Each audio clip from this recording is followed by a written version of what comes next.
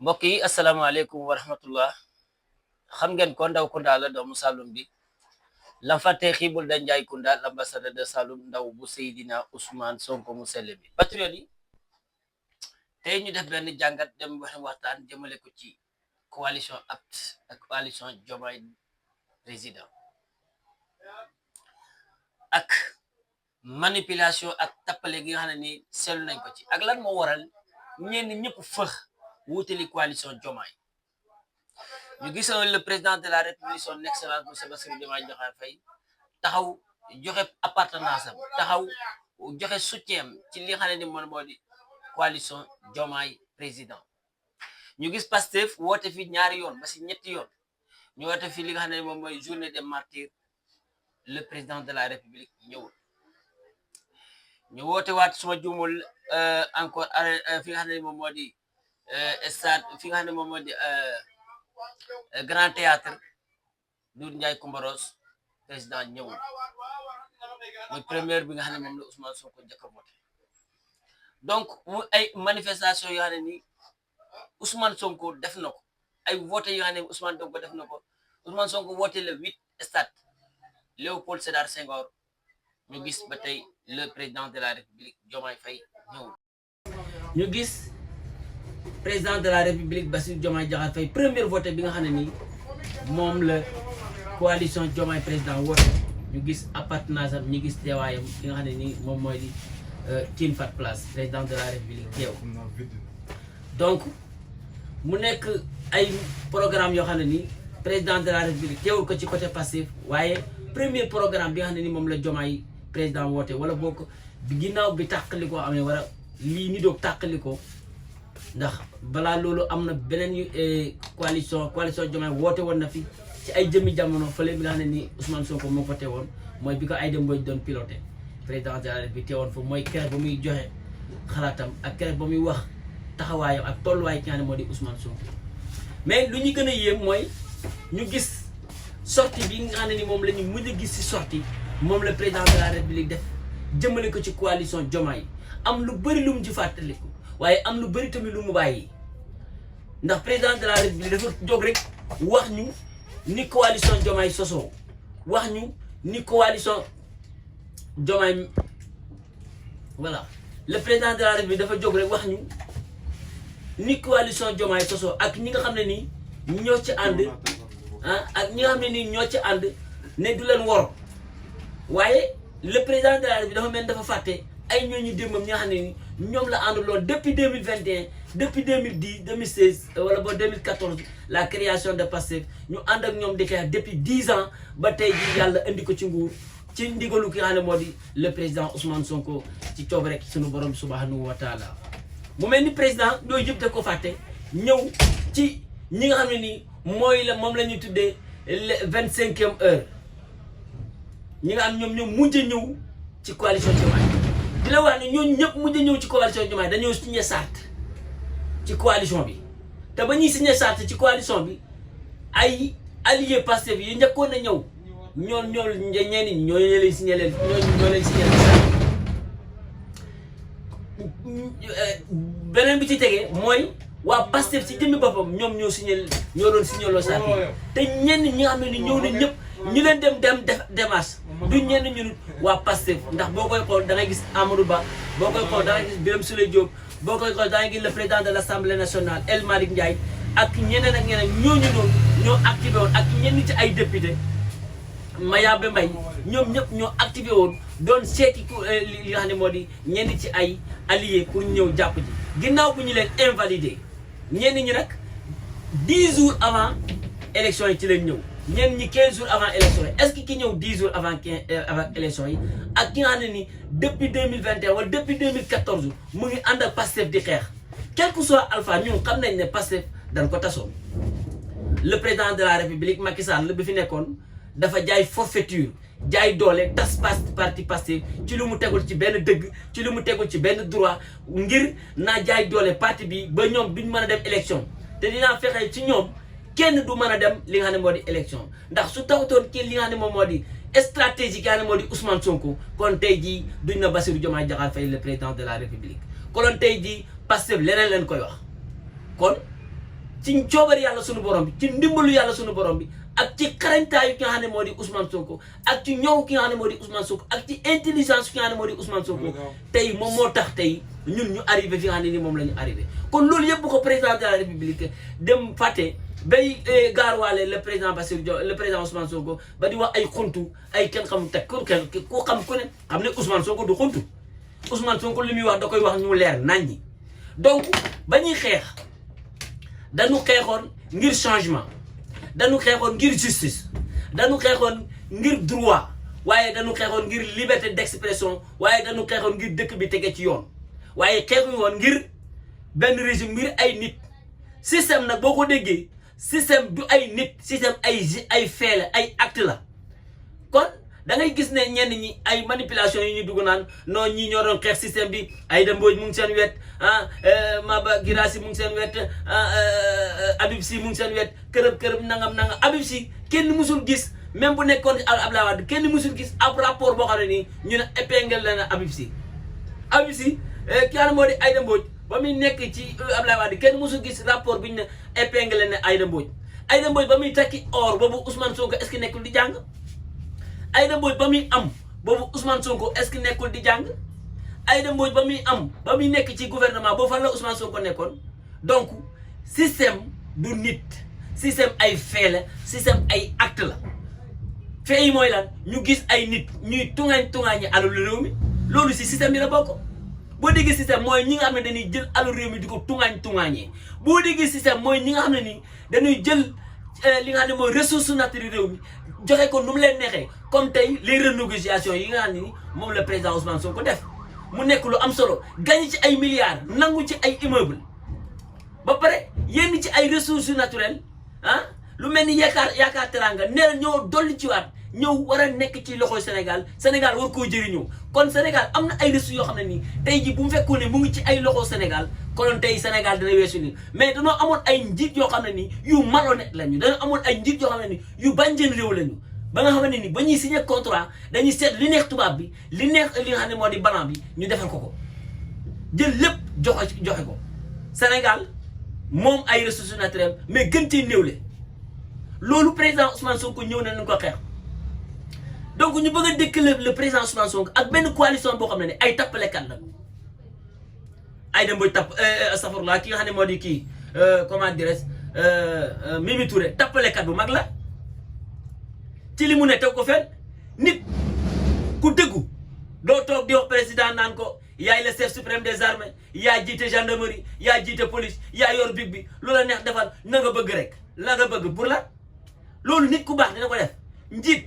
boo koy digal da nga koy digal ngir mu jege askanam njiit boo koy digal da nga koy digal ngir ña nga doon àndal démb fexeel ba bul nootoog ñoom ndax yàlla gëmul nelawul li am fii ci falu Bassirou Diomaye Diakhar Faye képp ku ne du Pastef da ngay wax lu la neex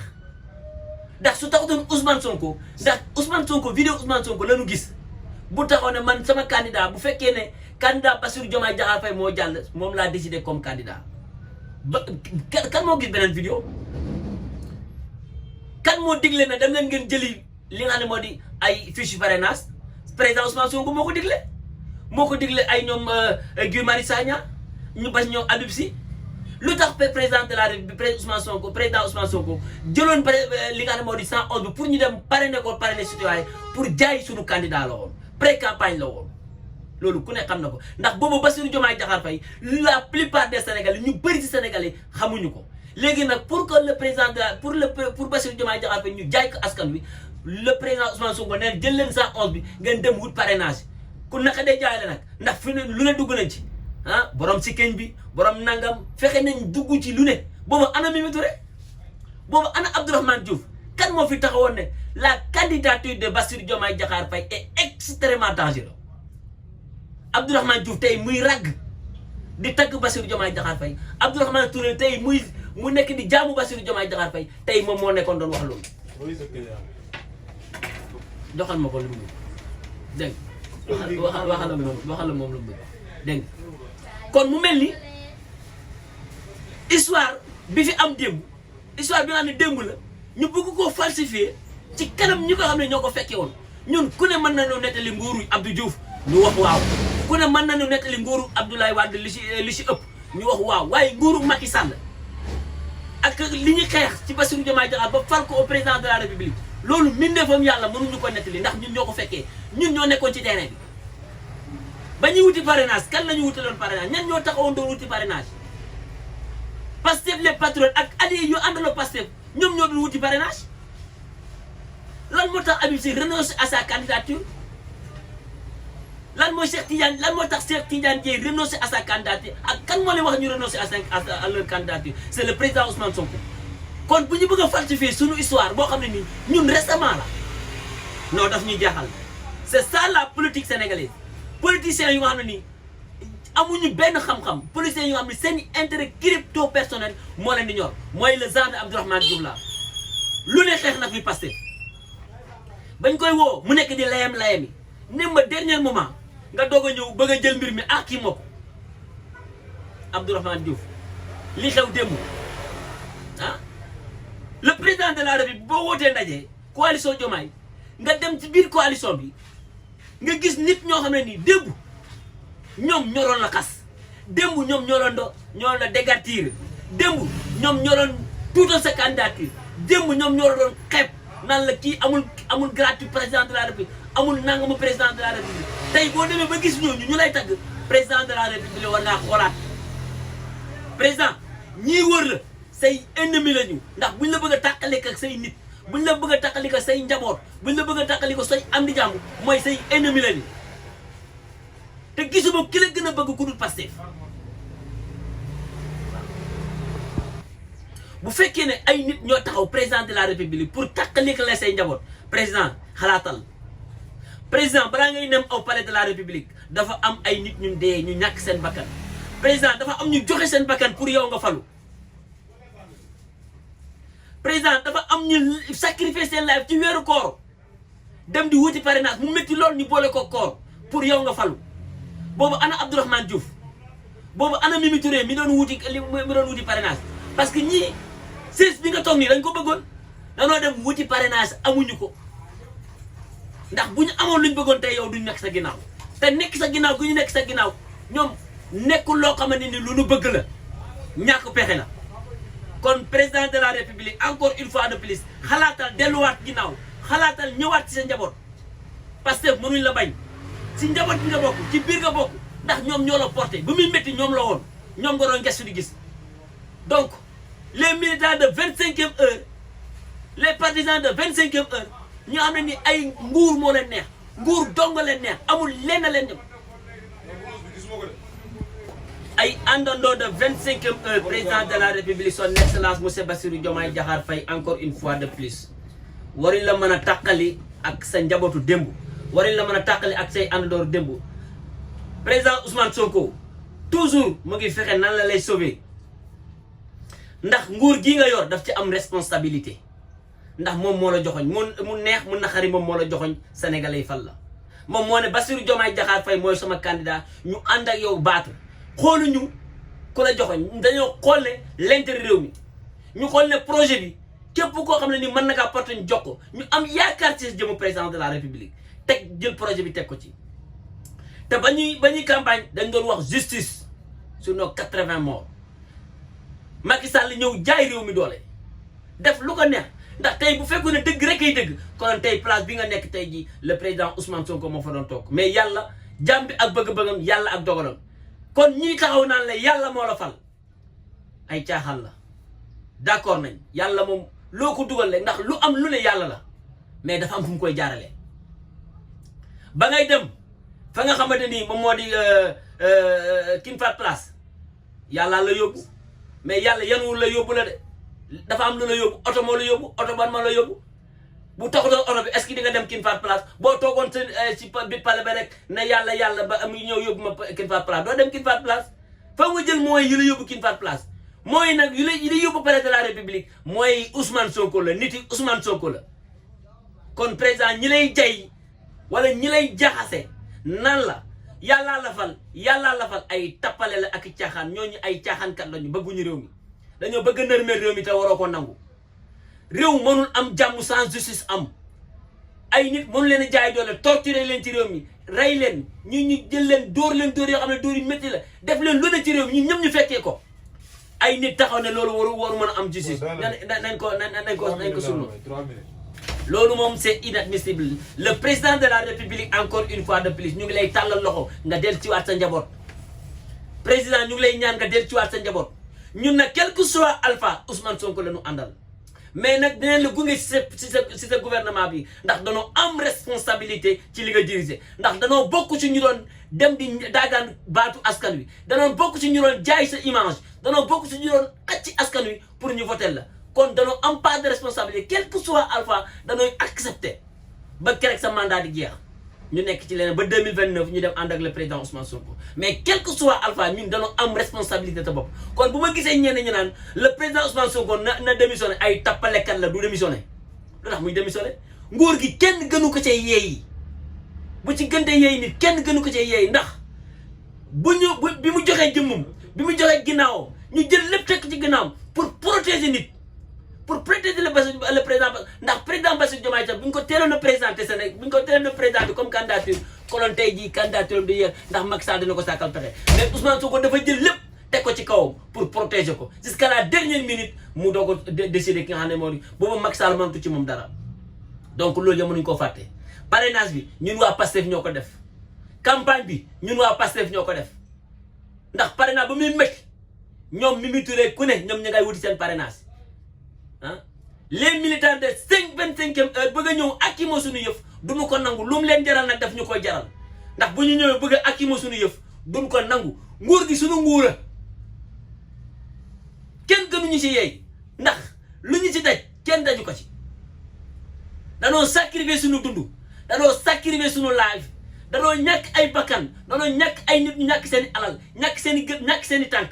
ngir projet bii Bassirou Diomaye Diakhar Faye yor ngir mu aboutir kon bu ñu gisee ñeneen ñi ñëw bëgg koo jël suñu loxo duñ ko nangu wasalaam donc ñu ngi ñaanaat le président de la république ak le premier ministre Ousmane Sonko ñu toog waxtaan ngir l'intérêt de ce peuple ngi toog waxtaan ngir l'intérêt askan wi ngi toog waxtaan ngir l'intérêt li nga xam moo di Sénégal ngir jëmale Sénégal kanam ngir tappalekat yi ñu jëm leen yemale seen place